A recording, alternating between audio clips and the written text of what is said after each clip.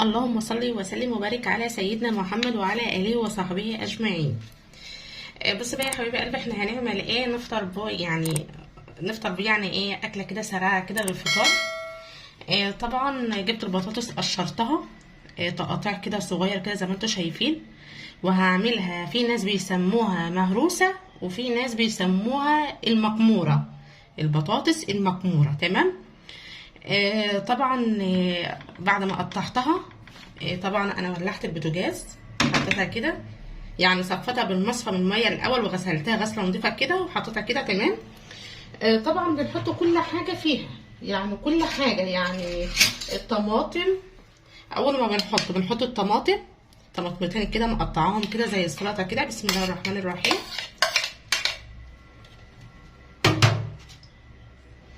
وطبعا فلفل، ان فلفل كده ملهوش حراق، دي براحتك، عايزه تحط حراق براحتك، مش عايزه ايه براحتك.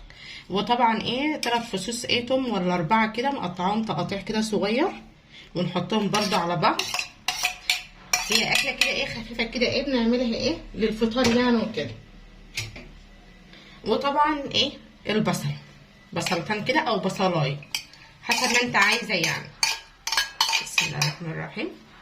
ده كله بيتحط مع بعض، يعني هي دي وجبة فطار او غدا، مفيش اي مشكلة، بتتحط كلها كده مع بعض كده.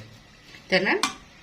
وطبعا بنحط برضو الزيت معاها، الزيت.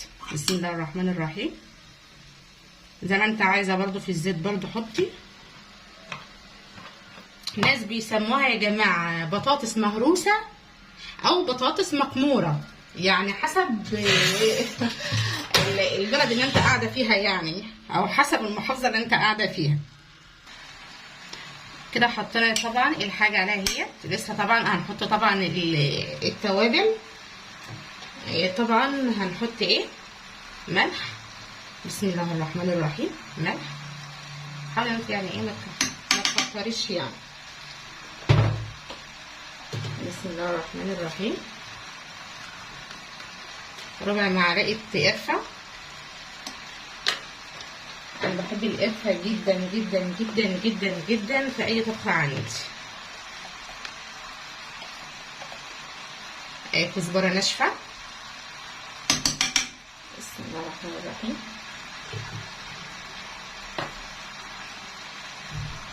كمون،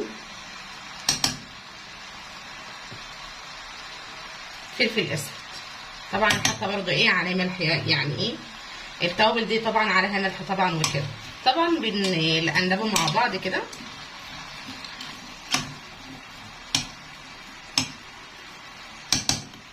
ونسيبهم كده مع بعض كده، نهدي على البوتاجاز ونسيبهم كده مع بعض. وهي كده يا جماعه اكلتنا كده خلصت واستوت والحمد لله بقت تمام. ويا رب يكون الفيديو عجبكم، ما تنسوش اللايك، الاشتراك، تفعيل الجرس عشان يوصل لكم كل جديد. والسلام عليكم ورحمه الله وبركاته.